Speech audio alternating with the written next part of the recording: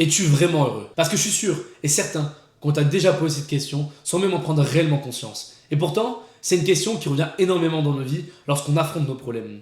Que ce soit dû à une rupture amoureuse, à un échec, à la perte d'un proche ou même à la pression sociale subie au quotidien. Le truc, c'est qu'on t'a jamais vraiment appris à y répondre correctement. À l'école, on t'a toujours enseigné les maths pour calculer, l'histoire pour comprendre le passé, les sciences pour expliquer le monde, ou même les langues pour comprendre le monde. Seulement, jamais personne ne t'a donné les outils nécessaires pour répondre correctement aux questions les plus importantes de ta vie. Alors aujourd'hui, on va voir ensemble l'outil par excellence qui va te servir de guide, l'outil qui va te permettre de maîtriser ta pensée et comprendre celle des autres, j'ai nommé la philosophie. Ce que j'aime bien faire souvent, pour comprendre un mot et surtout le retenir, c'est d'aller voir l'étymologie du terme. Donc l'étymologie du terme philosophie vient du grec ancien philosophia, et si on le décompose en deux mots, on peut retrouver le verbe philos qui signifie aimer et sophia qui signifie sagesse ou connaissance. Et si on devrait le traduire directement en français, ça nous donnerait amour de la sagesse ou bien amour de la connaissance. Puis j'imagine, moi personnellement, quand je pensais à la philosophie, je pensais directement à ces personnes qui disaient « Ah, la philosophie ça sert à rien, je comprends rien, puis je comprends même pas les gens qui aiment ça. » Parce que c'est trop abstrait, parce que ça sert à rien selon les gens. Mais le truc, c'est que, en fait, on en fait tous déjà. Et là, tu vas me dire, ouais, mais comment est-ce que j'en fais déjà? En fait, quand tu te poses des questions existentielles, comme par exemple, est-ce que je suis sur la bonne voie? Qu'est-ce qui compte vraiment pour moi? Qu'est-ce que je fais ici en tant qu'être humain, tu vois, par exemple? Tu fais déjà de la philosophie. Mais si inconsciemment, tu fais déjà de la philosophie, alors pourquoi la majorité de tes stratégies business échouent alors que tu as essayé de motiver tes équipes avec des incitations, de prospecter comme un gros malade sur LinkedIn, par email ou encore par DM Instagram, de changer ta vision stratégique 30 fois jusqu'à en faire un putain de burn-out. Enfin bref, t'as compris l'idée, je pense que t'as un gros problème, et ce gros problème-là, c'est une chose, c'est ton manque de clarté.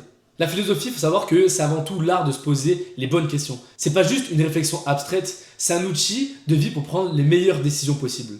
Car oui, toutes les stratégies reposent sur des hypothèses. Et donc, si toutes les stratégies reposent sur des hypothèses, alors il faut savoir comment émettre ces hypothèses-là. Un peu comme la science finalement. Mais attends un petit peu. Est-ce que la science existe grâce à la philosophie? Eh ben oui, la science existe grâce à la philosophie. D'ailleurs, j'ai demandé à ChatGPT et voici ce qu'il m'a répondu. Il me dit ouais, la science existe grâce à la philosophie. Et là, il commence à me développer un peu le pourquoi du comment.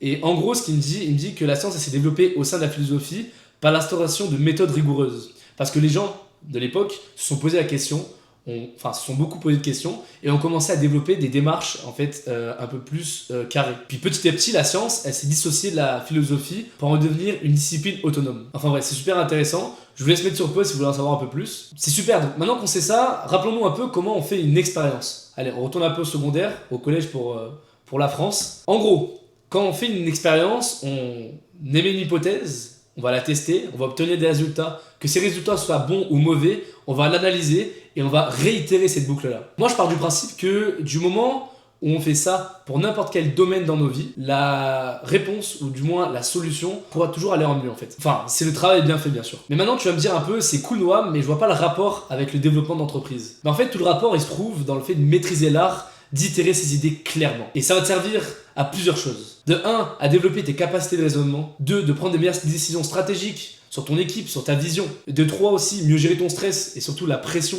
qu'il y a autour de toi. Parce que oui, être entrepreneur, ça peut être stressant au quotidien, effectivement. Et 4, trouver ta direction et surtout donner du sens à ton entreprise et à toi-même. Mais alors, pourquoi la philosophie, on a toujours pensé que c'était un bordel sans nom? Parce que, en vrai, c'est un peu vrai. La philosophie, c'est littéralement partout. Ça veut tout dire et rien dire en même temps. Enfin, c'est ce qu'on pourrait croire. Mais pour faire simple, on y distingue 6 branches fondamentales. 1. La métaphysique, c'est l'étude de la nature de la réalité, d'où est-ce qu'on vient, pourquoi on pense comme on pense. 2. On a l'épistémologie. Donc l'épistémologie, c'est comment on se connaît, quelles sont nos limites. 3. On a l'éthique, comment bien agir, le bien vivre. On a 4. La logique, pour développer un raisonnement correct. C'est d'ailleurs de là que découlent les maths, grâce à Pythagore. 5. On a l'esthétique, donc l'art et la beauté, l'étude de la beauté. C'est d'ailleurs pour ça qu'il y a des gens qui sont en extase devant des tableaux. Et 6, la philosophie de la politique. Ça, c'est très intéressant à savoir. En gros, c'est toutes les questions relatives à l'État, au pouvoir et à la société. Et c'est pour ça que j'aide les gens à appliquer une approche philosophique à l'entrepreneuriat.